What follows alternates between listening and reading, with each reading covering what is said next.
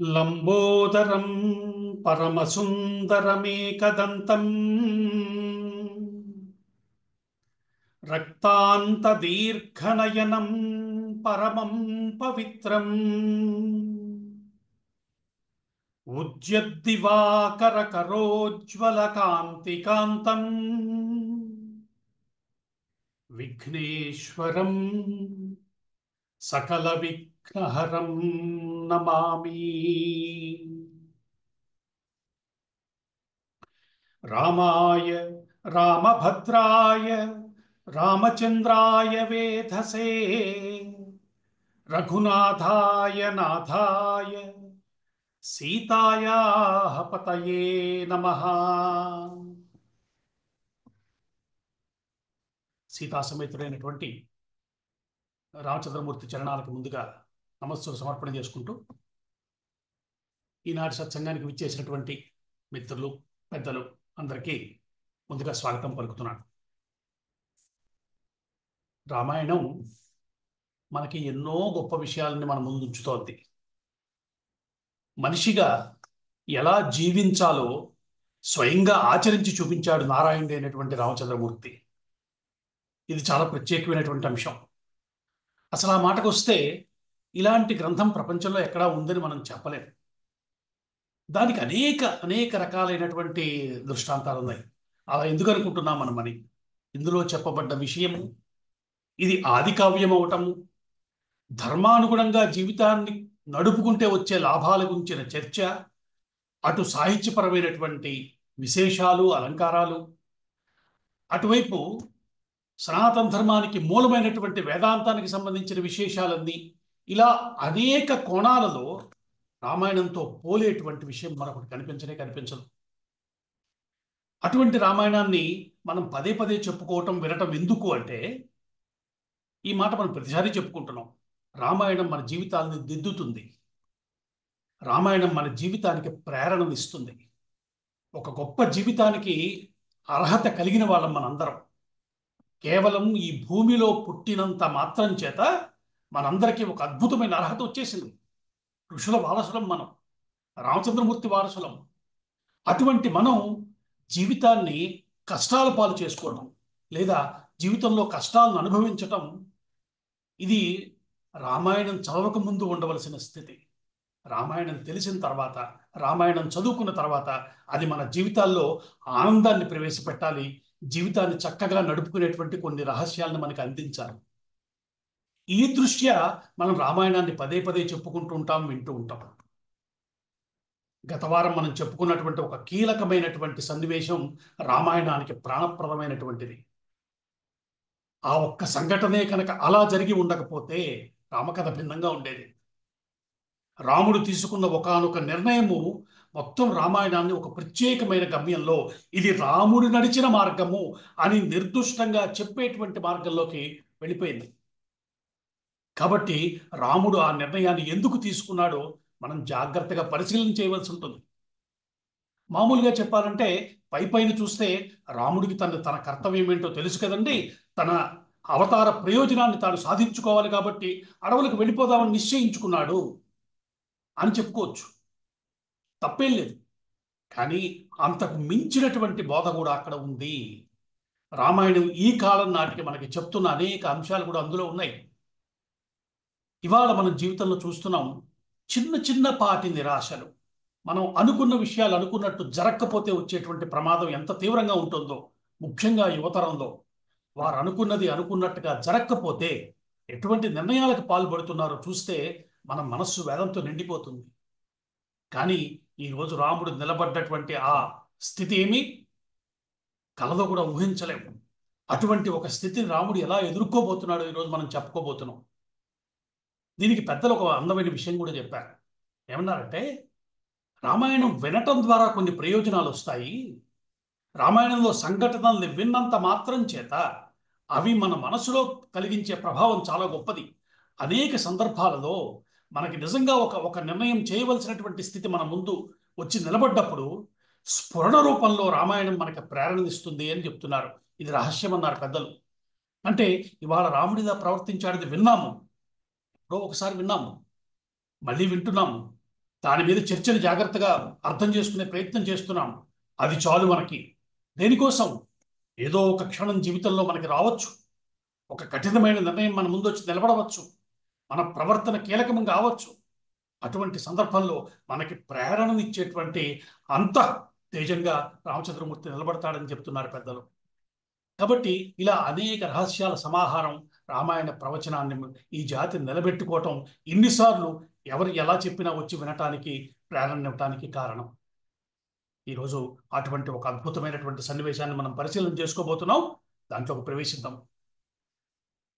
రామచంద్రమూర్తి తల్లి కైకేయి మందిరంలోకి ప్రవేశించాడు. ఆయన ఆశించిందేమి? వెళ్ళేటడికి తండ్రి ఉంటాడు, తల్లి ఉంటారు, దగ్గరికి రమ్మంటారు, ఆశీస్సులు ఇస్తారు, ఏం చేయాలో చెప్తారు, తరువాత తనకి పట్టాభిషేకం జరుగుతుంది. ఇట్లా ఆలోచించుకున్నాడేమో స్వామి. తమ్ముడితో కలిసి నాన్నగారిని చూడటం కోసం, తల్లి ఆశీస్సులు తీసుకోవటం కోసం కైకేయి మందిరంలోకి ప్రవేశించాడు. చిత్రంగా అక్కడ పరిస్థితి భిన్నంగా ఉంది. తను అనుకున్నది వేరు, అక్కడ కనిపిస్తున్నది వేరు. ఎంతో వైభవోపేతంగా కనిపించవలసినటువంటి ఆ వాతావరణం అంతా ఏదో దైన్య స్థితిలో ఉండటానికి తెలిసిపోతోంది. మెల్లగా లోపల ప్రవేశించాడు. ఎదురుకుండా తండ్రి కూర్చునున్నాడు కుర్చీలో ఒక పక్కన. ఆసనంలో తండ్రిని చూడగానే మనసుకి ఏదో కీడు శంకించింది. తండ్రి అలా ఉండటాన్ని ఆయన ఎప్పుడు చూడలా. మహారాజు అయిన ఎలాంటి వాడు దశరథుడంటే, అతను దైన్య స్థితిలో ఉండటాన్ని మొట్టమొదటిసారి చూస్తున్నాడు రామచంద్రుడు. ఆయన్ని చూసిన క్షణంలో తల్లి వంక తిరిగి ఆయన అన్నమాట, అమ్మా నాన్నగారు అలా ఎందుకున్నారు? నా వల్ల ఏమైనా తప్పు జరిగిందా? ఇది రాముడు అన్న మొదటి మాట. ఏమ్మా నువ్వేమన్నా అన్నావా ఆయన్ని? అనలా. నాన్నగారు అలా ఎందుకున్నారు? నా వల్ల ఏమైనా తప్పు జరిగిందా అంటున్నాడు. మహాత్ములు ఆలోచించే తీరిది. ముందు తమ వైపు ఏమైనా పొరపాటు జరిగిందా అని చూసుకుంటారట. ఇది పెద్దలు చేస్తున్న మనకి చూపిస్తున్న మార్గం. రామచంద్రమూర్తి మనకు చెప్తున్నది, ఒక సన్నివేశంలోకి ఉన్నప్పుడు అక్కడ ఉన్న మొత్తం సన్నివేశాన్ని అర్థం చేసుకునే క్రమంలో నా వల్ల ఇది నా పొరపాటు జరిగిందా అని చూసుకోవటం ఉత్తముల లక్షణం అని చెప్తోంది రామాయణం మనకి. కాబట్టి అట్లాగా తల్లితో అంటున్నాడు, అమ్మా నాన్నగారు అలా ఎందుకున్నారు? నా వల్ల ఏమైనా పొరపాటు జరిగిందా? నీ పట్ల కానీ లేదా నా తమ్ముళ్ళ పట్ల కానీ ఎవరి పట్ల నన్ను తేడాగా ప్రవర్తించారని నాన్నగారు అనుకుంటున్నారా? లేదా వేరే పొరపాటు ఏమైనా జరిగిందా? నాన్నగారు అలా ఎందుకున్నారు? నాతో మాట్లాడటం లేదేమి? నన్ను చూడగానే ఆప్యాయంగా పలకరించేవారు, నాకు స్వాగతం చెప్తున్నట్టుగా చూసేవారు. అటువంటిది ఈరోజు ఇలా ఎందుకున్నారు అని అడుగుతున్నాడు. దానికి కైకమ్మ సమాధానం చెప్పింది. కైక మాట్లాడుతున్న మాటల్ని మనం జాగ్రత్తగా పరిశీలన చేద్దాం. ఆవిడ సామాన్యురాలు కాదండి. ఒక మహారాజు గారి కూతురు, అనేక రకాల విద్యల్లో ఆరితేరిన తల్లి ఆవిడ. రాముడు అంటే ఆవిడకి ఎంత ప్రేమ ఉందో గతంలో మనం చెప్పుకునే ఉన్నాం. అటువంటి తల్లి రాముడితో మాట్లాడుతోంది. ఆవిడ మనసులో స్పష్టమైనటువంటి ప్రణాళిక ఉండనే ఉంది. ఆవిడ ఏం కోరదలుచుకుందో మనకి చెప్పేసింది ఆల్రెడీ.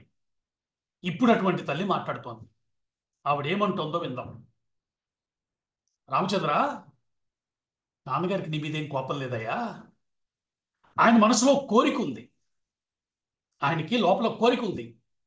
అందుకు నువ్వేమంటావు అని చంపుతున్నాడు. ఆయనకు నువ్వంటే చాలా ప్రేమ కదా. అటువంటి నీతోటి ఒక అప్రియమైన విషయాన్ని ఎలా చెప్పాలా అని ఇబ్బంది పడుతున్నాడు.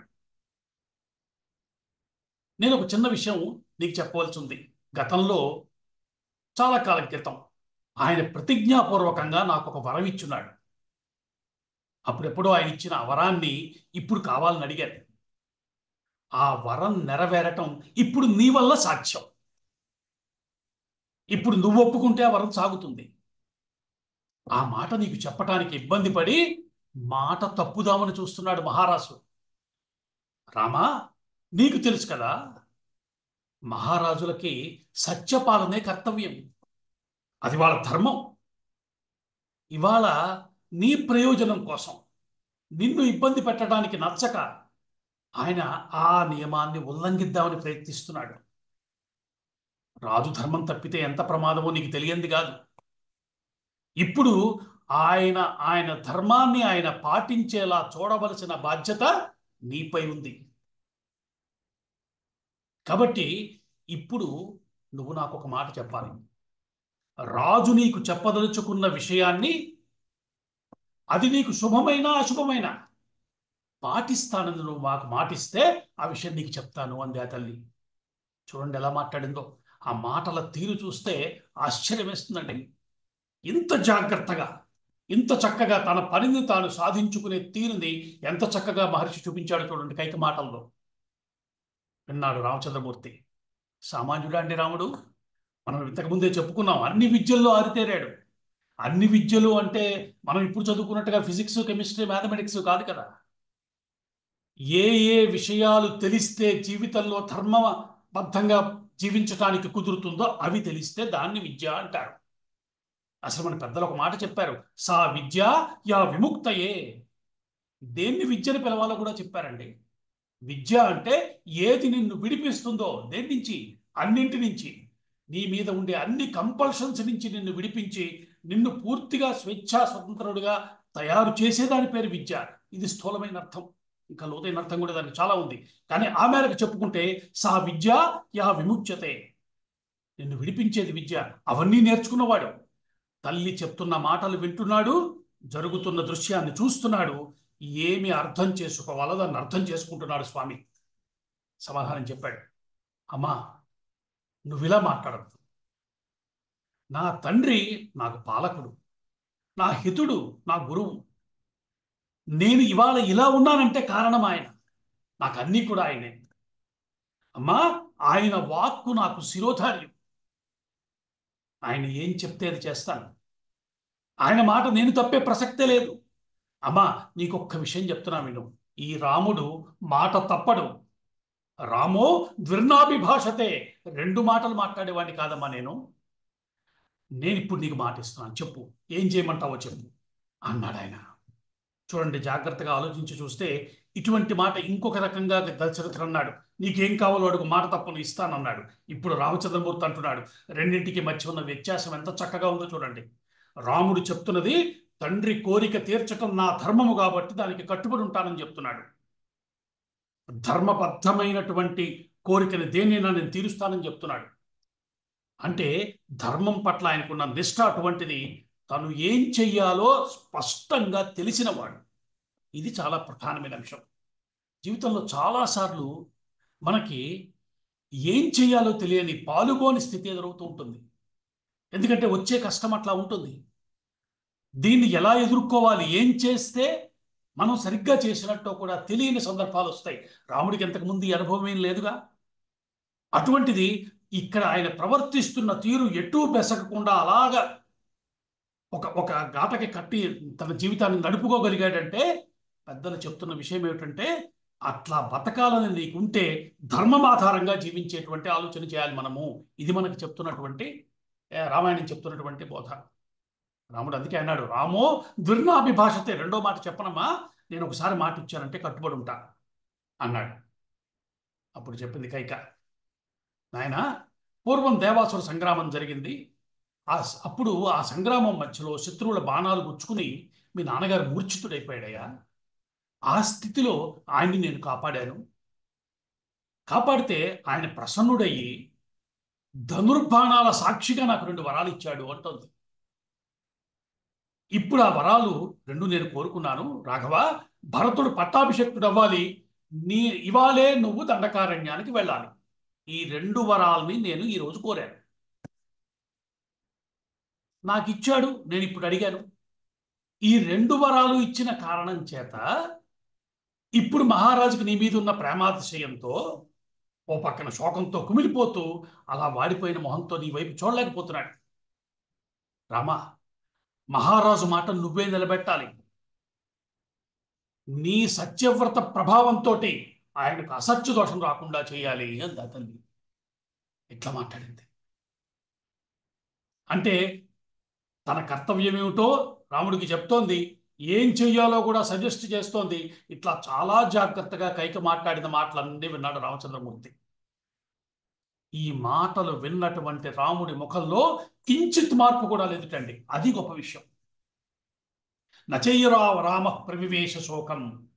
ముఖంలో ఏ వికారం లేదు. అదే ప్రసన్నత, అదే చిరునవ్వు, అదే నిండుదనం. అలాగే ఉన్నాడు స్వామి.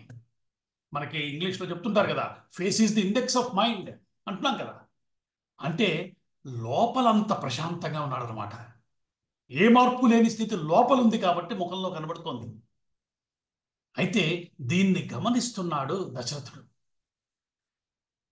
ఆయనకి రాముడి యొక్క ఈ స్థితి చూస్తే బాధ ఇంకా పెరిగిపోతోంది. రాముడు వద్దంటాడేమో, వెళ్ళనంటాడేమో, నాన్నగారు చెప్పినా నాకు అంగీకారం కాదంటాడా, ఇలాంటి చిన్న చిన్న ఆశలు ఏవో ఉన్నాయి. వాటన్నింటినీ తోసిరాజు అంటున్నాడు. రాముడు ఇవాళ ప్రవర్తిస్తున్న తీరుతోటి లోపల లోపల కుమిలిపోతున్నాడు దశరథుడు. ఇలాంటి మహానుభావుడైన పుత్రుడికి ఎలాంటి స్థితి కలుగుతోందో తెలుసుకుంటే ఆయనకి నోట మాట రావటం లేదు. రాముడు అంటున్నాడు, అమ్మా, నువ్వు చెప్పినట్టే చేస్తా.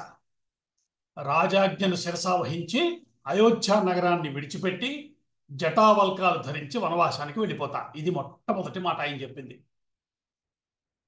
నువ్వు అడిగినట్టే చేస్తాను. అయోధ్య నగరాన్ని వదిలిపెడతాను, జటావల్కములు ధరిస్తాను, వనవాసానికి వెళ్ళిపోతా, దండకారణ్యానికి వెళ్ళిపోతా. అమ్మా, నా మీద లేదా తండ్రి గారి మీద నువ్వు కోపాన్ని వదిలిపెట్టు. ప్రసన్నురాలివి కా, మామూలుగా మాట్లాడదు. నువ్వు కోరినట్టే ఇదే ముహూర్తానికి భరతుడికి పట్టాభిషేకం జరుగుతుంది. భరతుడికి ఈ మంచి జరుగుతుందంటే సంతోషించే వాళ్ళతో మొదటి వాడిని నేను. భరతుడి కోసం నేను రాజ్యాన్నే కాదు, నా సమస్త సంపదల్ని, నా ప్రాణాలను కూడా ఇస్తానమ్మా. నాకంతటి ప్రేమమయుడు నా సోదరుడు. అలాంటిది నీ ప్రీతి కోసం నాన్నగారు ఆజ్ఞాపిస్తే నేనెందుకు పాటించను?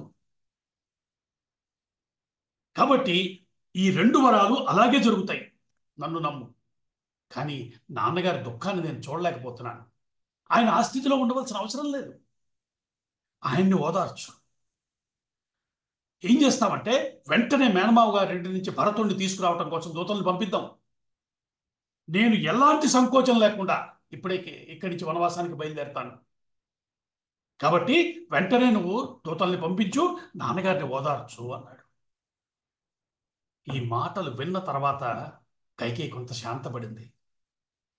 ఆవిడ ఆవిడ బెంగ ఆవిడది. ఈయన ఏమంటాడు, ఎట్లా మాట్లాడతాడు, రాముడు ఎలాంటి వాడో తెలుసు ఆవిడికి. ఆయన లాజిక్ చెప్పదలుచుకుంటే ఆగేవాళ్ళు ఎవరండి? అలాంటి వాడు ఇంత సునాయాసంగా అంగీకరించాడు. ఆవిడ కొంత స్థిమితం చిక్కింది. వెంటనే అంది, భరతుడి కోసం వెంటనే రథం పంపిద్దాం, కానీ నువ్వు వెంటనే బయలుదేరు. నువ్వు ఇక్కడి నుంచి వెంటనే బయలుదేరటం అవసరం. ఎందుకంటే నీతో మాట్లాడటానికి మీ నాన్నగారు సిగ్గుపడుతున్నాడయ్యా. ఈ స్థితిలో నువ్వు ఇక్కడి నుంచి వెళ్ళి బయలుదేరకపోతే ఆయన పచ్చి మంచినీరు కూడా తీసుకోడు. నువ్వు వెళ్ళేదాకా ఆయన స్నానపానాదులు ఏమీ చేయడు. కాబట్టి నువ్వు వెంటనే బయలుదేరటం అవసరం. బయలుదేరింది. ఎందుకంటే ఏ పరిస్థితి ఎలా మారుతుందో ఆవిడ బెంగ ఆవిడది. బయలుదేరమని చెప్పింది. రాముడు తండ్రి దగ్గరికి వెళ్ళాడు. అప్పటికే కుమిలిపోతున్న తండ్రిని సరిగ్గా కూర్చోబెట్టాడు. కూర్చోబెట్టి ఆయనకి పాద నమస్కారం చేశాడు. తల్లి వైపు తిరిగి ఒక అద్భుతమైన మాట చెప్పాడండి. అమ్మా, నాకు రాజ్యకాంక్ష ఎంత మాత్రం లేదు. నేను ఇక్కడే పోవాలని కూడా ఆశించటం లేదు. నా స్వభావం ఏమిటో నేను చెప్తాను, ఒక్క మాటలో విను. విద్ధిమాం ఋషిభిస్తుల్యం కేవలం ధర్మమాస్థితం. ఇది రాముడంటే. రామాయణంలో పట్టుకోవాల్సినటువంటి ప్రధానమైనటువంటి వాక్యాల్లో ఇది కూడా ఒకటి. సాక్షాత్ రాముడు తన గురించి తాను చెప్తున్నాడు. అమ్మా, విద్ధిమాం ఋషిభిస్తుల్యం, నన్ను ఋషిలాంటి వాడిగా తెలుసుకో అమ్మా. ధర్మాన్ని మాత్రమే ఆశ్రయించి జీవించాలనుకునే వాణ్ణి నేను. అలా బతికేటువంటి లక్షణం కలిగిన వాణ్ణి అంటున్నాడు. ఈ మాట మనకు అర్థమవుతుందా? ఎందుకంటే భారతీయత అంటే ఇది. ఈ మొత్తం సంఘటనలో ప్రధానమైన అంశమేమి? ఒక మాటకి ఉన్న విలువ. ఒకప్పుడు హిందువుల యొక్క స్థితి అది, భారతీయుల స్థితి అది. కేవలం మాట ఇచ్చినంత మాత్రం చేత దాన్ని నిలబెట్టుకోవటం కోసం జీవితాలనే చేయించినటువంటి వారు మన పూర్వీకులు. వారి వారసులం మనందరం. అయితే ఇవాళ మనం అన్నీ మర్చిపోయినట్టుగానే ఈ విషయాన్ని మర్చిపోయాం. కానీ రామాయణం విన్నందుకు మనం అప్పుడప్పుడైనా పాటించవలసిన ఒక ధర్మం ఏంటంటే, భారతీయులు మాటిస్తే కట్టుబడి ఉంటారు అన్న మాట తిరిగి సంపాదించుకోవటం. మాటకి మన ధర్మంలో ఉన్న విలువ అంతా ఇంత కాదు. అసలు ఎన్ని గొప్ప విషయాలు మాట గురించి చెప్పారండి.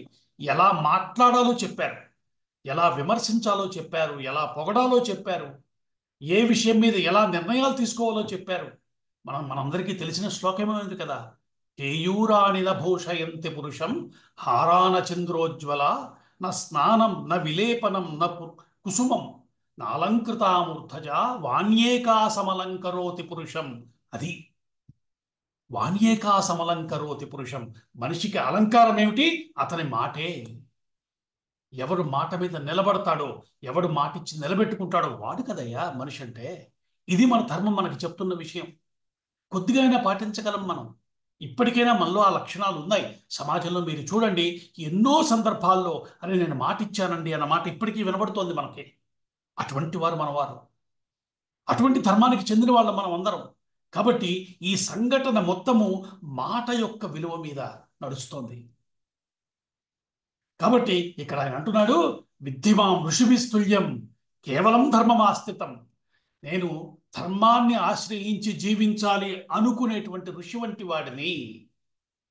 ఇది రామచంద్రమూర్తి గురించి మనందరికీ తెలియాల్సినటువంటి విషయం.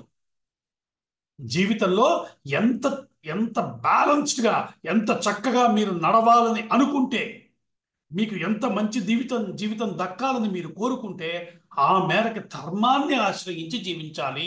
ఇది రాముడు మనందరికీ చేస్తున్న బోధ కాదా? అంతే. ఈ ఒక్క విషయాన్ని రాముడి గురించి మనకు అర్థం చేసుకుంటే, మా గురుగారు సాంబేదం వారు ఒక మాట చెప్పారు, రాముడిస్తాడండి ఆ లక్షణం మీకు అన్నారండి. నేను ధర్మంతో బతకాలి అన్న కోరికుంటే చాలట, మన ధర్మ మార్గంలో నడిపించే పూర్తి కూడా ఆయనే తీసుకుంటాడు. ఆ విషయం ముందు ముందు మళ్ళీ ప్రత్యేకంగా వస్తుంది. రాముడు తన ధర్మాన్ని తాను పాటిస్తాడు, ధర్మాన్ని పాటింపజేస్తాడు. నేను నీవాడిని స్వామి అని మనం అనుకున్నాం కదా, సకృదేవ ప్రపన్నాయ అని అన్నట్లయితే, మనం ధర్మంలో ఉండేలా చూసే పూచి కూడా ఆయనే తీసుకుంటాడు. ధర్మంలో ఉంటే ఏం దక్కుతుంది? ఏం దక్కదయ్యా. ధర్మంలో ఉంటే అన్నీ దక్కుతాయి, జీవితం చాలా హాయిగా గడిచిపోతుంది. ఇది రామాయణం చేస్తున్నటువంటి ఒక బోధ. కాబట్టి విద్ధిమాం ఋషిభిస్తుల్యం కేవలం ధర్మమాస్థితం అని చెప్పాడు. పూజ్యుని మా నాన్నగారి కోరిక తీర్చడం నా కర్తవ్యమమ్మా. అందుకోసం ఏ కష్టమైనా భరిస్తా నేను. తండ్రికి శుశ్రూష చేయటం, ఆయన ఆజ్ఞని పాటించటం, ఇది గొప్ప ధర్మం కదా. ఇంతకన్నా గొప్ప ధర్మం ఏది మనకి చెప్పబడలేదే. పూజ్యులైన తండ్రి గారు నాకు స్వయంగా చెప్పకపోయిండొచ్చు, కానీ మీరు చెప్పారు కదా, నువ్వు అన్నావు కదా, అది చాలు నాకు. పుత్రుడిగా నన్ను శాసించే అధికారం మీ ఇద్దరికీ ఉంది, సంపూర్ణంగా ఉంది. అసలు అమ్మ, ఈ విషయాలను నువ్వు స్వయంగా చెప్తే సరిపోయేది నాకు. ఆయనకి ఎందుకు కష్టం కలిగించావు? నువ్వు చెప్తే ఒకటి, ఆయన చెప్తే ఒకటి అని నేను అనుకోను కదా. అంటే నువ్వు నన్ను సరిగ్గా అర్థం చేసుకోలేదనిపిస్తోంది. ఇది రాముడు మాట్లాడుతున్న మాట అండి. ఏ స్థితిలో ఉన్నాడు, ఏం మాట్లాడుతున్నాడు, ఎంత కదిలిపోవలసిన వాడు, ఎంత నిష్ఠూరాలాడొచ్చు, ఎంత నిందలు చేయొచ్చు, అటువంటి వాడు మాట్లాడుతున్న మాటలు ఇదిగో ఇంత చక్కగా ఉన్నాయి. అంటున్నాడు, అమ్మ ఒక్కసారి కౌసల్య మా దగ్గరికి వెళ్తాను, ఆ తల్లి దగ్గర కూడా సెలవు తీసుకోవాలి, ఒక్కసారి సీత దగ్గరికి వెళ్ళాలి, తన్ని కూడా అనుయించి రావాలి, అంత మాత్రం సమయం నాకు. ఆ తర్వాత వెంటనే దండకారణ్యానికి వెళ్ళిపోతాను, రాజ్యాన్ని భరతుడు పరిపాలిస్తాడు. తండ్రి గారికి భరతుడు సేవలు చేసేలా చూసే పూచి నీదే, అది అతని కర్తవ్యం. అదే సనాతన ధర్మం. ఈ సర్గలో అనేక చోట్ల ఏషధర్మ సనాతన, ఏషధర్మ సనాతన అంటూ ఉంటాడు మహర్షి. ప్రతి శ్లోకంలోనూ ఒక 10-15 శ్లోకాలకు ఒక చోట ఏషధర్మ సనాతన అని మనకు బోధ చేస్తున్నాడు. అంటే ఇది మన సనాతన ధర్మము అని చెప్తున్నాడు. ఏషధర్మ సనాతన అంటున్నాడు. అంటే ధర్మం ఆధారంగా జీవించాలన్న కోరిక మనలో ప్రతిష్ఠించాలని రామాయణం కోరుకుంటోంది. అందుకే పెద్దలు మనకు అనేక మంది బోధ చేస్తూ కూడా చెప్తారు, ఏ పని నువ్వు చేయదలుచుకున్నా అన్నీ ఆలోచించుకో, దాని యొక్క ప్రోస్ కాన్స్, మంచి చెడు అన్ని ఆలోచించుకున్నాక ఈ మాట కూడా ఆలోచించుకోవాలట. ఇది ధర్మమేనా, ఇది ధర్మమేనా, ఈ మాట ఆలోచించుకోవటం ఏషధర్మ సనాతన, ఇది చెప్తున్నాడు అని చెప్పాడు తల్లికి. ఒక్కసారి కౌసల్య దగ్గరికి వెళ్ళొస్తాను, సీతమ్మని కలిసి వస్తాను అని చెప్పి బయలుదేరాడు. దశరథుడికి కైకేయికి ప్రదక్షిణం చేశాడు, వారికి పాద నమస్కారం చేశాడు, బయటికి వచ్చాడు. బయటికి వచ్చేసరికి తనతో పాటు వచ్చి అక్కడ నిలబడి ఉన్నాడు లక్ష్మణుడు. ఒక పక్క కద్దుల నిండా నీరు నిండిపోయింది, కోపంతో రగిలిపోతున్నాడు లక్ష్మణుడు. మొత్తం అంతా చూస్తున్నాడు అతను. అతని భుజాల మీద రామచంద్రమూర్తి చేయి వేశాడు. నాతో పాటు రా అని తీసుకుని బయలుదేరాడు. ఏమీ అనకుండా లక్ష్మణుడి అన్నగారి వెనకాల బయలుదేరాడు. లోపల అగ్ని పర్వతాలు బద్దలవుతున్నాయి లక్ష్మణుడికి. తండ్రి అన్నగారి వెనకాల బయలుదేరాడు. బయటికి రాగానే అక్కడ తన పట్టాభిషేకం కోసం సిద్ధం చేయబడ్డ మంగళ ద్రవ్యాలన్నీ రామచంద్రమూర్తికి కనిపించాయి.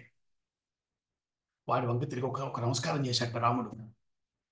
నమస్కారం చేసి బయలుదేరి వెళ్ళిపోతున్నాడు. ఇక్కడ 2 అద్భుతమైన శ్లోకాలు చెప్పాడండి వాల్మీకి మహర్షి. అంటే రామాయణంలో మనం గతంలో కూడా అనుకున్నాం, మొట్టమొదటి కావ్యం అయి ఉండి ఇట్లాంటి శ్లోకాలు, ఇలాంటి విశేషాలు ఎలా పెట్టగలిగాడు వాల్మీకి మహర్షి అనిపిస్తుంది. నచాస్య మహతీం లక్ష్మీం రాజ్యనాశోపకర్షతి లోకకాంతస్య కాంతత్వాత్ సీతరశ్మేరివక్షప. రాముడు ఎలా ఉన్నాడో చెప్తున్నాడు మహర్షి ఇక్కడ. ఎలా ఉన్నట్టంటే ఇటువంటి సంఘటన జరిగిన తర్వాత ఎవరి ముఖమైనా ఎట్లా ఉండాలి, ఎవరి స్వభావమైనా ఎట్లా ఉండాలి.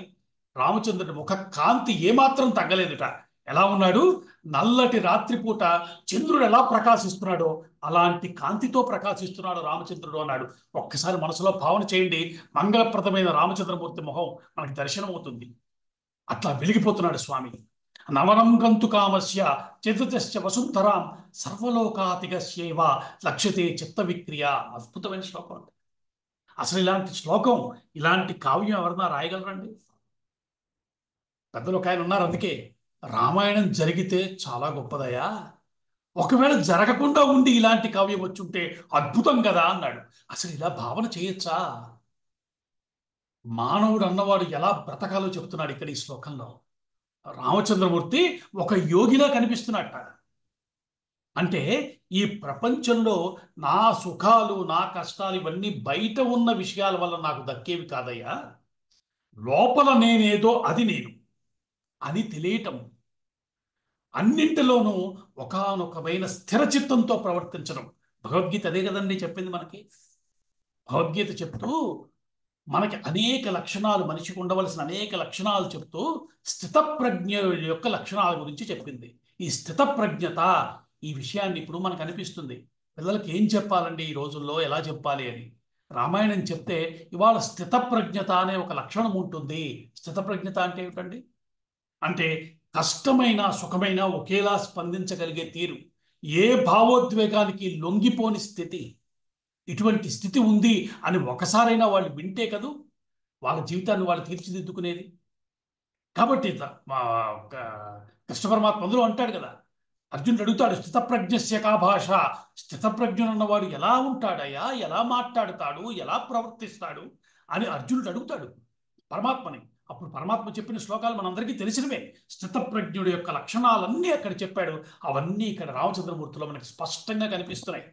ఏమీ మారకుండా నాలక్షయిత రామస్య కించిదాకారమానదే. రాముని ముఖంలో కొద్దిపాటి మార్పు కూడా లేదుట. అట్లా ఉన్నాడు స్వామి. ఇక్కడ ఒక గొప్ప శ్లోకం కూడా ఉందండి. ప్రసన్నతాంయానగతాభిషేకత తథానమంలే వనవాస దుఃఖతక ముఖాంబుజ శ్రీ రఘునందనస్య మే సదాస్తు సా మంజుల మంగళప్రదా. మనకి ఇది ఒక సంప్రదాయం అనుకుంటారు పెద్దలు, అలా చెప్తూ ఉంటారు. అంటే పరమాత్మ గురించి చెప్పుకున్నప్పుడు ఒకానొక సన్నివేశంలో ఉన్న ఆ స్వామి యొక్క మూర్తిని చెప్పి, ఆ మూర్తి మనలను కాపాడుగాక అని అడుగుతూ ఉంటారు. సరిగ్గా ఈ శ్లోకంలో అదే చెప్పారు. అంటే రామచంద్రుడి యొక్క ముఖ శోభ రాజ్యాభిషేక వార్త విని పెరగనూ లేదు, వనవాస వార్త విని తరగనూ లేదు. సర్వకాల సర్వావస్థల్లో ఒకే విధంగా ఉన్న ఆయన ముఖ కాంతులు మనకు శుభములను చేకూర్చుగాక. ఇది ఒక మంగళప్రదమైనటువంటి భావన, ఒక సంప్రదాయం. పెద్దలు ఇట్లా అనేక సందర్భాలలో ఈశ్వరుడి యొక్క తత్వాన్ని స్మరించటము, అటువంటి మంగళప్రదమైన ఆ భావన మనల్ని కాపాడుగాక అని అడుగుతుంటారు. ఇదే ఆశీర్వచనం కూడా. కాబట్టి ఇవాళ మనం రామచంద్రమూర్తి యొక్క ఈ స్వభావాన్ని గురించి విన్నందుకు ఆ రామచంద్రమూర్తి మనందరినీ అటువంటి స్థితప్రజ్ఞ లక్షణంతో ఆశీర్వదించుగాక. కష్టాలు ఎవరికి రావండి? మానవ జీవితమే కష్టమయం. కష్టం తర్వాత కష్టం వస్తూనే ఉంటుంది. కానీ దానిలోంచి తట్టుకుని నిలబడేటువంటి ఒకానొక స్థితిని ఈశ్వరుడు మనకు అనుగ్రహించవాలని కదా మనం కోరుకోవాలి. కాబట్టి అటువంటి ఒక గొప్ప లక్షణాన్ని ఇక్కడ రామచంద్రమూర్తి ప్రదర్శించి చూపిస్తున్నాడు. బయటకు వచ్చాడు. అప్పటికే స్నేహితులందరికీ కూడా వార్త తెలిసింది. వాళ్ళందరినీ చూస్తున్నాడు. లక్ష్మణ సమేతుడై బయలుదేరి వెళ్ళిపోతున్నాడు. బయటికి వచ్చేటప్పటికి ఆ శ్వేత ఛత్రం ఉంది, వింజామరలు ఉన్నాయి, అవంతి శుభప్రదమైనటువంటి మంగళప్రదమైనటువంటి ఏ, అలంకరణలు వారికి. వాటిని వద్దని నివారించాడు. ఇంకా వాటి అవసరం నాకు లేదు. అప్పటికే మానసికంగా సంసిద్ధుడైపోతున్నాడు స్వామి అరణ్యాలకు వెళ్ళిపోవటానికి. వాటిని వద్దని వారించాడు. మిత్రులను, పౌరులని, రథాలని అన్ని పంపించేశాడు. ఇక రథం అవసరం కూడా తనకి లేదనుకున్నాడు. ఇంతలో బయటికి వచ్చి తమ్ముడితో కలిసి వెళ్తుంటే వెనకాల అంతఃపురంలోంచి స్త్రీల ఏడుపులు వినిపించాయి. వారి మాటల్లో ఉన్న దుఃఖాన్ని కూడా గమనించాడు. ఏమీ చెదరలా. వారందరూ గోలు గోలుమని గోల పెడుతున్నారు. తండ్రి రామచంద్రమూర్తిని అడవులకు పంపిస్తున్నాడు, ఇంతకన్నా అన్యాయం ఉందా? రాముణ్ణి ఎవరైనా ద్వేషిస్తారా? ఇలాంటి మాటలన్నీ వారు చెప్పుకుంటున్నారు. చెవున పడుతున్నాయి. విననట్టే వెళ్ళిపోతున్నాడు. దారిలో కనిపించిన మిత్రులు ఎప్పట్లాగే పలకరిస్తున్నాడు అన్నాడు ఇక్కడ మహర్షి. అట్లా ఉన్నాడు స్వామి, ఏ మార్పు లేదు. క్రమంగా తల్లి అంతఃపురానికి చేరాడు, వెళ్ళాడు. ఇప్పుడు ఆయన మీద ఉన్న పెద్ద బాధ్యత ఏమిటంటే ఇటువంటి ఒకానొక భయానకమైన వార్తని తల్లికి చెప్పాలి. అది కష్టం ఆయనకి. అప్పటికే కౌసల్య నియమనిష్టలతో ఉంది. కొడుక్కి తెల్లారితే పట్టాభిషేకం. ఆ తల్లి ఆనందానికి అసలు అంతు లేదు. తెల్లటి పట్టు వస్త్రాన్ని ధరించింది, చక్కగా పూజలు చేసుకుంది. రామచంద్రమూర్తి లోపలికి వస్తున్నాడు. చూసింది, రా నాయన, పొద్దున్నే అనుకుంటున్నాను నీ గురించి, పొద్దున్నుంచి ఎప్పుడు వస్తావా అనింది. దా కూర్చో అంది. స్వాగతం చెప్పింది, కూర్చోబెట్టింది, దగ్గరికి తీసుకుని నాయన ఏమన్నా తిన్నావా? ఇది కదా తల్లి అంటే. ఏమన్నా తిన్నావు నాయన, కాస్త భోజనం చేద్దు గాని ఈ బంగారు ఆసనం మీద కూర్చో అంటుంది ఆవిడ. చూశాడు తల్లిని. అమ్మా, ఇప్పుడు ఇంక వాటితో నాకు పని లేదమ్మా. నేను దండకారణ్యానికి బయలుదేరవలసిన సమయం ఒకటి వచ్చింది.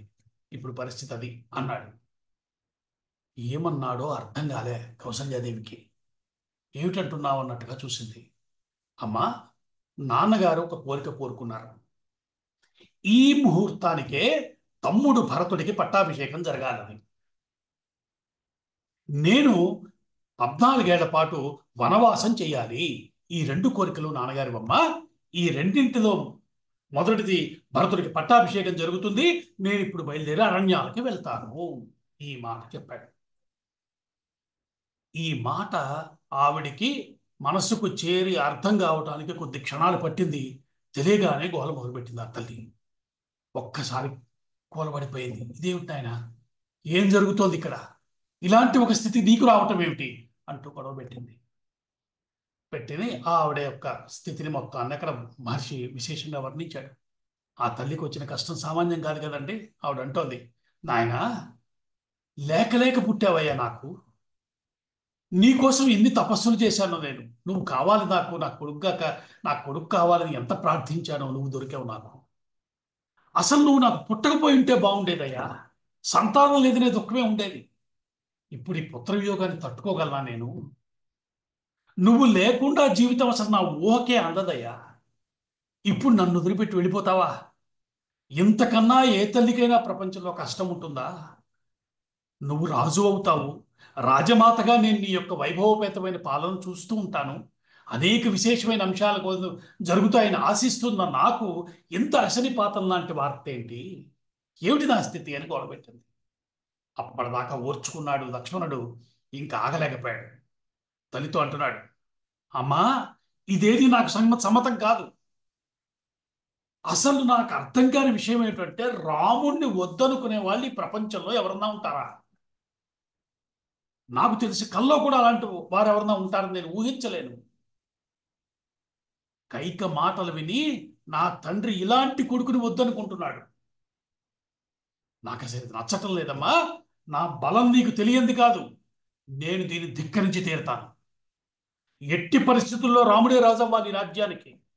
ఎవరు అడ్డొచ్చేది నేను దీన్ని అంగీకరించే ప్రసక్తి లేదు అన్నాడు లక్ష్మణుడు. కౌసల్యంది, నాయనా, లక్ష్మణుడి మాట వింటున్నావు కదా, అలా చెయ్యి. ధర్మం అంటున్నావే, అతను చెప్తున్న విషయం కూడా ఆలోచించు. ఇంకా తల్లిగా నువ్వు తండ్రి మాట వింటున్నాను అన్నావుగా, తల్లినే నా మాట కూడా వినాలి కదా. నేను అంగీకరించను దేనికి. ఇప్పుడు చెప్పు నాకు, తండ్రి అంగీకరిస్తే సరిపోయిందా? తల్లిదండ్రులు ఇద్దరు సమానమేగా. నువ్వు వెళ్ళిపోతే నాకు ప్రాయోపవేశం దిక్కు. కాబట్టి తల్లిగా నేను అంగీకరించటం లేదు. కాబట్టి నువ్వు అడవులకు వెళ్ళే ప్రసక్తి లేదు, నీకు పట్టాభిషేకం జరగవలసిందే. ఇది ఆవిడ చెప్పింది. రాముడు అన్నాడు, అమ్మా, నాన్నగారు ధర్మాత్ముడు, మంచి చెడు తెలిసినవాడు, మనందరికీ గురువు హితుడు. ఆయన ఇప్పటిదాకా ఏది చేసినా మన మంచి కోసమే చేశాడు. ఆయన మాట నాకే కాదు, నీకు కూడా గౌరవనీయమే. అమ్మా, మన వంశం ఎటువంటిదో నీకు తెలీదా? ఎలాంటి వాళ్ళు ఉన్నారు ఈ వంశంలో? ఎంతటి కష్టమైనా సహించి ధర్మాన్ని పాలించాలని నువ్వే నాకు చాలాసార్లు చెప్పావు. నిజానికి నాన్నగారి వాగ్దానాన్ని అనుసరించి కైకేయి నాకు వనవాసాన్ని విధించిందమ్మా. నాన్నగారు ఇచ్చిన మాట కోసమే నేను దీన్ని కాపాడవలసిన స్థితి ఉంది. అయినా 14 సంవత్సరాలు ఎంతలోకి అవుతాయి, ఇట్టే వచ్చేస్తాను. ఎంతకాలం పడుతుంది? కాబట్టి ఇక్కడ సీత, లక్ష్మణుడు, అమ్మ సుమిత్ర వీళ్ళంతా సేవ చేస్తూ ఉంటారు. వీళ్ళందరితో కలిసి నువ్వు ఇక్కడ ఉండు. నువ్వు కూడా నాన్నగారిని జాగ్రత్తగా చూసుకోవాలి. నేను పక్కన లేనప్పుడు ఆయనకి నువ్వే బలం అవ్వాలి. రాముడు మాట్లాడుతున్న తీరు చూడండి, ఎంత అందంగా మాట్లాడుతున్నాడు. అమ్మా, నేను 14 ఏళ్ళు అడవిలో ఉన్నాను అంటున్నావు. నేను వెళ్ళవలసి వస్తే అక్కడ నేను బాగుండాలంటే నువ్వు ఇక్కడ చేసే పూజలు నన్ను అక్కడ కాపాడతాయి. కాబట్టి నా కోసం నువ్వు చేసే పూజలన్నీ నేను చాలా సుఖంగా ఉండేలా చేస్తాయి. ఏమీ ఇబ్బంది లేదు. నాన్నగారి మాట జవదాటడం అన్నది నా వల్ల అయ్యే పని కానే కాదు. ఇక్కడ కూడా మళ్ళీ చెప్తాడు, ఏష ధర్మ సనాతన. ఏది సనాతనమైన ధర్మమో దానిని నీవు, నేను, లక్ష్మణుడు అందరము పాటించవలసిందే. నాన్నగారు మాట ఇచ్చి ఉన్నారు, దానికి అనుగుణంగా నేను భరతుడు రాజవ్వాలి, నేను వనవాసాలకు వెళ్ళవలసిందే. విందావిడ. ఆవిడ వెంటనే ఉంది, నాయనా సరే, ఒకవేళ నీకు వెళ్ళక తప్పనిసరి అని నువ్వు అనుకుంటే నన్ను కూడా నీతో తీసుకెళ్ళు. నువ్వు లేకుండా ఇక్కడుండి నేనేం చేస్తానయ్యా? ఎంతటి కష్టమో నీకు తెలియడం లేదు నా స్థితి. నువ్వు లేని రాజ్యంలో నేను ఉండి జీవించటం కల. దానికన్నా నాకు మరణమే మంచిది. నేను నీతో పాటు వస్తాను, కాబట్టి నన్ను నీతో పాటు తీసుకెళ్ళాను అంటే నవ్వన్నాడు రాముడు. అమ్మా, ఉద్వేగంతో మాట్లాడుతున్నావు. నీకు తెలియని ధర్మమా నేను నీకు చెప్పాలా? భర్తతోటి కలిసి ఉండటం స్త్రీకి ధర్మం కదా. నీలాంటి వారు నాన్నగారి పక్కన ఉండవలసిన సమయంలో నాతో వచ్చేస్తానంటూ ఏ రకంగా ధర్మం అవుతుంది? వెళ్తున్నది నేను అరణ్యాలకి. నిన్ను తీసుకుని ఎలా వెళ్తాను నేను? ఏ ధర్మాన్ని అనుసరించి నువ్వు నాతో రాగలుగుతావు? అసలు నాన్నగారు అడిగిన మాట నేను ఎలా గౌరవిస్తున్నానో నువ్వు అంతే గౌరవించు. సమస్య పరిష్కారం అయిపోయింది. నాన్నగారు చెప్పారు కాబట్టి రాముడు వెళ్ళాడన్న విషయాన్ని నువ్వు అర్థం చేసుకుంటే ఏముంది సమస్య? కాబట్టి నాతో వచ్చే ప్రయత్నం చేయకమ్మా, నాకు అనుజ్ఞ ఇవ్వు అన్నాడు. అంటే పక్కన ఉన్న లక్ష్మణుడు ఇంక ఊరుకోలేకపోయాడు. ఇక్కడ రామలక్ష్మణుల మధ్య ఒక అద్భుతమైనటువంటి సంభాషణను రాశాడండి మహర్షి. దీన్ని అధ్యాత్మ రామాయణంలో ఒక దివ్యమైనటువంటి శ్లోకం ద్వారా ప్రస్తావన చేస్తున్నాడు. సుఖస్య దుఃఖస్య నకోపి దాత పరో దదాతీతి కుబుద్ధిరేష అహంకరోమీతి వృధాభిమాన స్వకర్మ సూత్రగ్రథితో హి లోక. ఈ ఒక్క శ్లోకం కనుక జాగ్రత్తగా అర్థం చేసుకుంటే జీవితం ఏమిటో అర్థమైపోతుంది. మనం చాలాసార్లు జీవితాన్ని సుఖమయం చేసుకోవాలని కోరుకుంటాం. తప్పేమీ కాదు. సుఖం అంటే జీవితంలో ఉండి తీరాలి, దాన్ని మనం కోరుకోవాల్సిన అవసరం ఉంది. అయితే జీవితానికి ఓ లక్షణం ఉంది, అందరి జీవితాలకే ఉంది. ఏమిటది? జీవితం మనకి సుఖాలతో పాటు దుఃఖాలను కూడా అందించి తీరుతుంది. ఇది జీవితం పట్ల మనకు ఉండవలసినటువంటి ఒక ప్రత్యేకమైన అవగాహన కాదు. అసలు పెద్దలు మనకేం చెప్పారు? మనిషిగా పుట్టామంటేనే పాపము పుణ్యము రెండూ అనుభవంలోకి వచ్చి తీరతాయని కదా చెప్తున్నారు. అనేక జన్మలు చేసుకున్న కర్మముల యొక్క ఫలితాలని అనుభవించటం కోసం మానవ జన్మ మనకి లభించిందే. అనుభవం ద్వారా పాపం పోతుంది.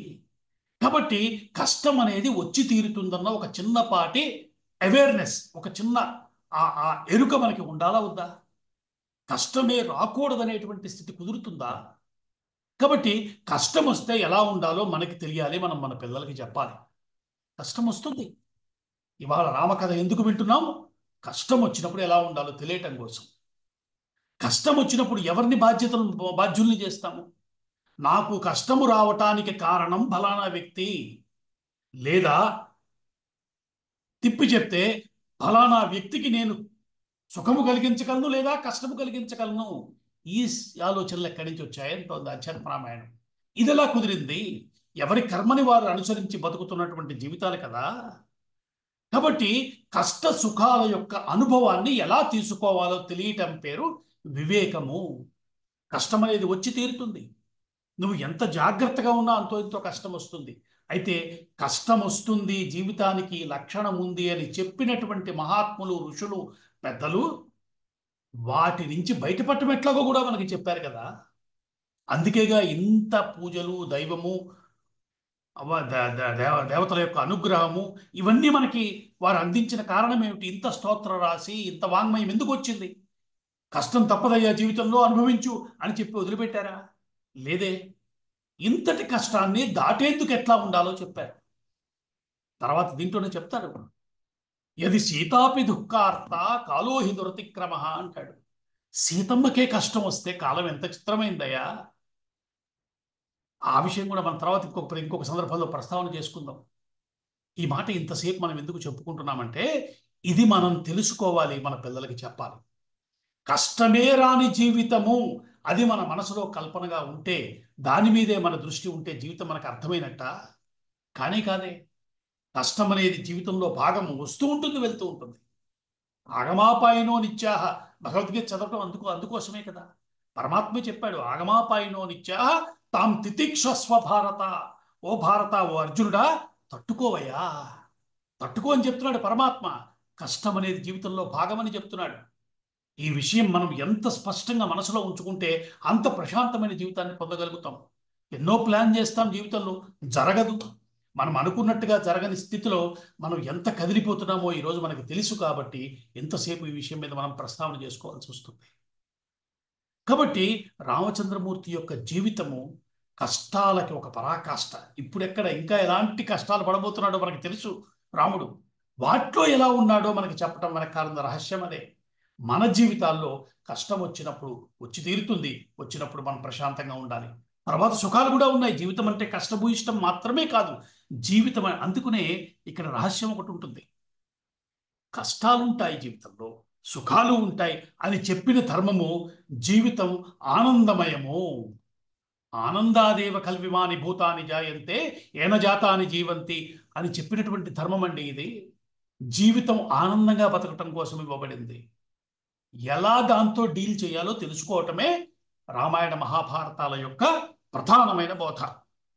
సాక్షాత్తు కృష్ణ పరమాత్మ పక్కన ఉండగా బావగా తిరుగుతున్న సందర్భంలో పాండవులకి కష్టాలు రాలే. రాజట ధర్మజుండు సురరాజసుతుండట ధన్వి శాత్రవోద్వేజకమైన గాంధీవము విల్లు అట. సర్వభద్ర సంయోజకుడైన చక్రియుం సారథి అట. ఉగ్రగదాధరుండు భీముడు అయ్యాజికి తోడు వచ్చునట. వీరికి ఆపద కలుగుట ఏమి చిత్రమో అన్నారు కా భారతంలో. అంటే ఏం చెప్తున్నారు? వాళ్ళకే కష్టాలు వచ్చాయే, నాకెందుకు రాదు? వస్తాయి. అయితే దాంతో ఎలా డీల్ చేయాలో నాకు తెలుసు. నన్ను కాపాడేవాడు, నేను కష్టాల్లో కుంగిపోకుండా చూసేవాడు అప్పుడు ఉన్నాడు నాకు అనేటువంటి నమ్మకం కోసం కదా దైవం ఉన్నది.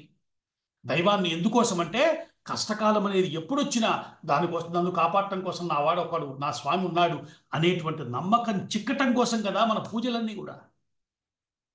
కాబట్టి ఇవాళ మనకి జీవితానికి సంబంధించిన అనేక అంశాలని రామాయణం చెప్పుకోవటం ద్వారా మనం తెలుసుకుంటూ ఉంటే క్రమక్రమంగా జీవితంలో కష్టము సుఖము కాకుండా ఆనందం అనేది ఒకటి ఉంది అన్న ఒక ఎరుక వస్తుంది మనకి. అటువంటి ఎరుక వచ్చినప్పుడు మాత్రమే జీవితాన్ని హాయిగా మనం దాటగలుగుతాం. ఇక్కడ లక్ష్మణుడు అంటాడు, రామా, నువ్వు చెప్తున్నావు ధర్మం అంటున్నావు, దానికి కట్టుబడి అడవులకు వెళ్తానంటున్నావు. నేను కూడా కొన్ని విషయాలు చెప్తాను చూడు. నీకు రాజ్యాధికారం అన్నది ప్రాప్తించే సమయం వచ్చింది. ఇప్పుడు ఏవో కొన్ని విఘ్నాలు వస్తున్నాయి.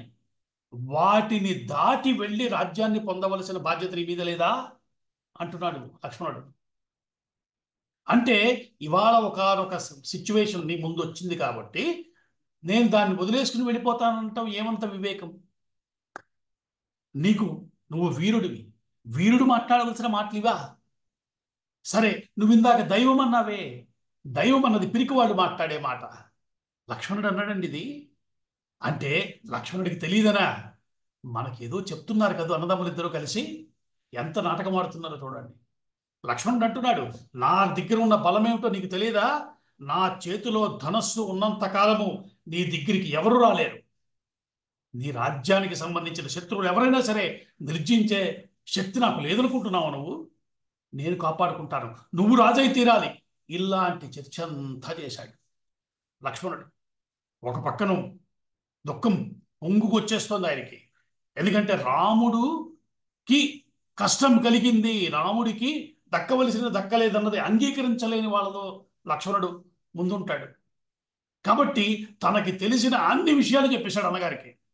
నువ్వు వెళ్ళటానికి వీల్లేదు, నేనున్నాను. తండ్రిని కావాలంటే మనం బందీకృతుని చేద్దాం, ఏమీ పర్వాలేదు, ధర్మాన్ని కాపాడదాం, నువ్వు రాజై తీరాలి. ఇలాంటి మాటలన్నీ మాట్లాడాడు. ఇన్ని విన్నాక రామచంద్రమూర్తి ఇప్పుడు మనం చెప్పుకున్న విషయాలే చెప్పాడు ఆయనకి. రెండే మాటలు చెప్పాడు. నాయన, ఇది ఎవరి వల్ల నాకు వచ్చిందని నువ్వు అనుకుంటున్నావు, అలా లేదు. నేను ఇది అనుభవించవలసి ఉన్నది అని దైవము నిశ్చయించింది. దానికి కట్టుబడి జీవించాలి. దైవం యొక్క ధిక్కారం మనం చేయనేకూడదు. ఇది అటువంటి దైవ నిర్ణయం అనుకుంటే మనకి పరిష్కారం దొరికింది. ఇప్పుడు నువ్వు కష్టం కష్టం అంటున్నావు. ఏం కష్టమయ్యా ఇది? భరతుడు రాజు అయి ఉండగా ఏ రకంగా భరతుడు తక్కువ రాజు అవటానికి? కాబట్టి ఇట్లా చూడవలసిన విషయం కానే కాదన్నాడు. లక్ష్మణుడు చెప్పిన మొత్తం వాదనని పూర్వపక్షం చేసేసాడు ఆయన. అది రాముడు అంటే. చిత్రం ఏంటంటే, రాముడితో ఇవాళ లక్ష్మణుడితో మొదలుపెట్టి ఇంకా ముందు ముందు చాలా మంది చాలా వాదనలు చేస్తారు. అడవికి వెళ్ళక్కర్లేదు, ఎందుకు వెళ్ళావు ఇప్పటికి చేస్తున్నారు ఇంకా. ఎందుకంటే రాముడు అడవికి వెళ్తాన్ని తట్టుకోలేని వారు ఉన్నారు. దీన్ని అనేక కోణాల్లో పరిశీలన చేసిన వారు ఉన్నారు. అయితే అన్నిటికీ సమాధానం నాకు తెలిసి ఒక్కటే. ఏమిటంటే, ఒక మాట ఆధారంగా జీవితాన్ని గడపటం మాత్రమే ఏ సమాజానికైనా శ్రేయోదాయకం. దాన్ని కోల్పోయి కాగితాలు రాసుకోవటము, కోర్టులకు వెళ్ళటము, ఇంకా ఇంకా పగలు ప్రతీకారాల దాకా వెళ్ళిపోతున్న స్థితి ఎందుకు వచ్చింది? మాటకి విలువ ఉంది అన్న విషయాన్ని గుర్తించలేదు కాబట్టి. రామచంద్రమూర్తి తన ప్రవర్తన ద్వారా చెప్పదలుచుకున్నాడు. మాట ఇచ్చాక ఏం పర్వాలేదు, నేను రాజు కాకపోతే భరతుడు రాజు అయితే వచ్చిన కష్టమేమీ లేదు. తనెంతవాడు భరతుడు అంతటి వాడు. భరతుడు యొక్క వైభవాన్ని కూడా మనం చూస్తాం, అది తెలిసినవాడు. రెండవది, నిజంగా తను రాజు అయిపోయి తర్వాత అడవులకి వెళ్ళదలుచుకుంటే ఆపుతారా ఎవరన్నా? వెళ్ళి రాక్షస సంహారం చేయదలుచుకున్నా, ఋషుల్ని కాపాడదలుచుకున్నా ఆయన్ని కాదనేవారు ఎవరన్నా ఉన్నారా? కాబట్టి కేవలం అంత చిన్న విషయం కాదు. మొత్తం మీద అత్యంత సూక్ష్మమైన ఒకానొక ధర్మము ఈ సృష్టిలో ప్రవర్తించబడాలి. అది మనిషి ఇచ్చిన మాట. దాన్ని నిలబెట్టడం కోసమే సనాతన ధర్మంలో ఎన్నో ఎన్నో ఎన్నో సందర్భాల్లో ఎన్నో ఎన్నో అంశాలు మనకి చెప్పబడ్డాయి. వాటిని ప్రతిష్ఠ చేయటం రాముడు చేయదలుచుకున్నటువంటి ఒక ప్రధానమైన కర్తవ్యం. ఒక్కసారి మీరు ఆలోచించండి. ఒకానొక మాట మీరు ఇచ్చారు, నేను మాట ఇచ్చానే అని ఆలోచన చేశారు. ఇప్పుడు ఏం జరుగుతుంది లోపల? ఈసారి మాట ఇచ్చే ముందు ఆలోచన చేస్తాం. మీరు ఆలోచించి చేసిన ఏ పనైనా మనలో వివేకాన్ని మేల్కొల్పుతుంది. వివేకంతో చేసే పని మనకి శ్రేయోదాయకమై తీరుతుంది. కాబట్టి ఇంత చిన్న విషయాన్ని అంత పెద్ద జీవితానికి అప్లై చేయటం కోసం రామచంద్రమూర్తి విషయాన్ని మనకి బోధించటం కోసం చేస్తున్నాడు అనిపిస్తున్నారు. పెద్దలు చాలా విశేషమైన అంశాలు చెప్పారు. ఇందులో ధర్మం ఉంది, ధర్మ సూక్ష్మం ఉంది, ఏ ధర్మం పైన ఏ ధర్మం పెట్టుకోవాలో చెప్పారు. అనేక చర్చలు ఉన్నాయి. కాబట్టి వీటన్నిటితో పాటు మనం జీవితంలో అనుష్ఠించి తీరవలసినటువంటి ఒకానొక అంశం ఏమై ఉండాలి అని నేను అనుకుంటున్నానంటే, మాట ఇస్తే దానికి ఒక విలువని మనం చేకూర్చుకోవాలి. ఎక్కడ వీలైతే అక్కడ, ఎంత కుదిరితే అంత, ఏమాత్రం వీలైతే. ఇవాళ సమాజంలో కుదురుతుందా? ఈశ్వరుడు ఉన్నాడు. ఆయన చెప్పాడు కదా, స్వల్పమప్యస్య ధర్మస్య త్రాయతే మహతో భయాత్. చిన్నపాటి ధర్మమైన నువ్వు చేయటానికి ప్రయత్నం చేయవయ్యా, అది నిన్ను మహాభయాల నుంచి కాపాడుతుందని చెప్పాడు కృష్ణ పరమాత్మ. భగవద్గీతలో. అంటే ఒక చిన్న సంకల్పం చేసుకుందాం, ఎప్పుడన్నా మాటిస్తే ఆ మాటకి నేను కట్టుబడి ఉంటాను అనే చిన్న ప్రయత్నం కనుక మన దగ్గర మొదలైతే రాముడు కాపాడ్డా, కాపాడి తీరుతాడు. ఎందుకంటే సమాజ జీవితం అస్తవ్యస్తం కాకుండా ఉండాలన్నది ఋషుల యొక్క ఆలోచన, రామచంద్రమూర్తి యొక్క ఆలోచన. దానికి ఆధారమేమి? మాటే. మాట ఆధారంగా ఎన్ని జరుగుతాయి సమాజంలో? అసలు నిత్య జీవితం అంతా దాని మీద ఆధారపడే ఉంది, నమ్మకం మీద ఆధారపడి ఉంది జీవితాలు మనవి. అటువంటి జీవితాల్లో మాట యొక్క ప్రాధాన్యతని చెప్పేటువంటి ఒక మహాద్భుతమైన ఘట్టమని రామచంద్రమూర్తి మన ముందు ఆవిష్కరించడం కోసం ఈ ప్రయత్నం చేస్తున్నాడు. కాబట్టి రాముడు లక్ష్మణుడి మధ్య జరిగినటువంటి ఈ చర్చ అంతా స్పష్టంగా ఒక్క మాటలో రాముడు తిరిగి చెప్పేశాడు. నాయనా, ఇట్లా మాట్లాడు, ఇక్కడ వీరత్వానికి సంబంధించిన విషయము, దైవానికి సంబంధించిన విషయం ఇవేమీ లేవు. ఉన్నదొకటే, తండ్రి గారు కోరుకున్నాడు, మాట ఇచ్చాడు. తల్లి నన్ను అడిగింది, నేను ఇప్పుడు చేస్తే వచ్చే నష్టమేం లేదు. నువ్వు అనవసరంగా పెద్ద పెద్ద విషయాలు మాట్లాడుతున్నావు. భరతుడు రాజు అయితే వచ్చే నష్టం ఏముంది? కాబట్టి ఇంత చిన్న విషయాన్ని పెద్దది చేసి చూడొద్దు. ఇది రాముడు చేస్తున్నటువంటి ఒక ప్రధానమైనటువంటి అందమైనటువంటి బోధ. మళ్ళీ కౌసల్య వైపు తిరిగాడు. అమ్మా, ఎందుకంటే ఇక్కడ మళ్ళీ ఇంకా ధర్మ సూక్ష్మం అట్లాగే ఉండిపోయింది. నేను నీకు అనుమతి ఇవ్వలేదు అంది. ధిక్కరించి వెళ్ళలేడు రాముడు. ఆవిడ అనుమతి కూడా తనకు కావాల్సిందే. అందుకని మళ్ళీ ఆవిడతో తిరిగి అంటున్నాడు, అమ్మా, నువ్వు నాతో రావాలనుకోవటం నీకు తగిన విషయం కాదు. ఎందుకంటే దాంపత్య ధర్మం అనేది ఒకటి ఉంది. నాన్నగారిని వదిలిపెట్టి నువ్వు రావటం ధర్మమా? మళ్ళీ ఇక్కడ కూడా చెప్తాడు, యశధర్మ సనాతన. మీరిద్దరూ కలిసి ఉండాలి, నువ్వు వారిని సేవించాలి. ఇప్పుడు నేను లేని స్థితి ఆయనకి చాలా పెద్ద దెబ్బ. తట్టుకోగలరా నాన్నగారు? చూడండి, ఎక్కడా ఎవరి మీద కోపం ప్రదర్శించటం లేదు స్వామి. స్పష్టంగా ఉంది ఆయన యొక్క ఆలోచన సరళి. స్పష్టంగా చెప్తున్నాడు, ఆయన తట్టుకోలేడు. నువ్వు పక్కన లేకపోతే నీ మీదే ఆయనకు ఉన్నటువంటి ఆధారం అంతా. కాబట్టి ఇప్పుడు నువ్వు ఈ సందర్భంలో ఆయన పక్కన ఉండటం శ్రేయస్సు. నువ్వు ఆయన పక్కన ఉండి ఆయన్ని కాపాడు. నీతో పాటు సీత ఉంటుంది, అందరూ ఉంటారు, సుమిత్ర, అమ్మ సుమిత్ర కూడా ఉంటుంది. మీరందరూ కలిసి ఆయన్ని కాపాడండి. భరతుడు వస్తాడు. భరతుడు నిన్ను ప్రేమిస్తున్నాడు. నీవంటే రాజమాతగా ఆయనకి గౌరవం ఉంటుంది. ఇవన్నింటినీ నువ్వు చూడాలి. భరతుడు సరిగ్గా రాజ్యం చేసేలా చూడవలసిన పూచి నీ మీద కూడా ఉంది. కాబట్టి వీటన్నిటినీ దృష్టిలో పెట్టుకుని అడవులకు వెళ్ళటానికి నాకు అనుమతి ఇవ్వవలసింది. నేను వెళ్ళి తీరాలి. దీంట్లో రెండవ ఆలోచనకు తావే లేదు. నేను వెళ్ళటం తప్పనిసరి. ఇంత స్పష్టంగా రామచంద్రమూర్తి చెప్పేశాడు. రాముడి మాటలు విన్న తర్వాత కౌసల్యకి అర్థమైంది రాముడి యొక్క స్వభావం ఏంటో. ఆయన అనుకున్న విషయాన్ని ఎలా ఖచ్చితంగా పాటిస్తాడో స్పష్టంగా తెలిసింది ఆవిడకి. ఇప్పుడు తనను తాను సంభాళించుకుంది. తిరిగి రామచంద్రమూర్తితో మాట్లాడటానికి ప్రారంభం చేస్తోంది ఆవిడ. ఏమని చెప్పాలి రాముడికి? ఏం చెప్పి పంపించాలి? రాముడేమో ధర్మం అంటున్నాడు, ధర్మాన్ని నువ్వు కూడా పాటించని చెప్తున్నాడు. తనిప్పుడు తల్లిగా ఏ ధర్మాల్ని కొడుక్కి చెప్పాలి, తను ఎలా ప్రవర్తించాలి, ఈ విషయాన్ని కూడా తీసుకుంది కౌసల్య. కొడుకుతో మాట్లాడబోతోంది. ఆ తల్లి చెప్పిన మాటలు అద్భుతమైనటువంటి అంశాలు. రామాయణంలో వజ్రాలు లాంటి ఒక దివ్యమైనటువంటి శ్లోకాలు కొన్ని ఉన్నాయి. వాటిల్లో ఒక శ్లోకం ఆ తల్లి చెప్పబోతోంది. దాంట్లో ఉన్న విశేషాలు ఏమిటి, ఆవిడ ఏమంటోంది, ఈ విషయాలన్నీ మనం వచ్చే వారం వివరంగా మాట్లాడుకుందాం. ఎందుకంటే అది ప్రారంభం చేస్తే మధ్యలో ఆపటానికి వీలైనటువంటి శ్లోకం అది. కాబట్టి దాన్ని వచ్చే వారం కోసం అట్టు పెట్టుకుందాం. వచ్చే శనివారం తిరిగి మళ్ళీ మనం ఇదే సమయానికి కలిసి కౌసల్య చేసినటువంటి ఆశీర్వచనం ఏమిటి, ఆ తర్వాత అత్యంత మధురమైనటువంటి ఒక ఘట్టాన్ని చూడబోతున్నాం. సీతమ్మ మాట్లాడే మాటలు. సీతమ్మ అంటే మనకి సినిమాల్లో చూసినటువంటి ఒక దయనీయమైన స్వరూపం కనిపిస్తుంది. కష్టకాలంలో కళ్ళనీళ్ళు పెట్టుకుని తల్లే దృష్టిలోకి వస్తుందేమో, అలా లేదు రామాయణంలో. సీతమ్మ మాట్లాడే మాటలు ఎట్లా ఉంటాయి, ఆవిడ ఏం చెప్పబోతోంది, ఇటువంటి కష్టాన్ని ఆవిడ ఎలా తీసుకుంది, ఆవిడ ఎలా స్పందించింది, తిరిగి లక్ష్మణుడు ఏమన్నాడు, ఈ విషయాలన్నీ సవివరంగా వచ్చే వారం మళ్ళీ మనం శనివారం మళ్ళీ మాట్లాడుకుందాం. అంతవరకు స్వస్తి. నమస్కారం.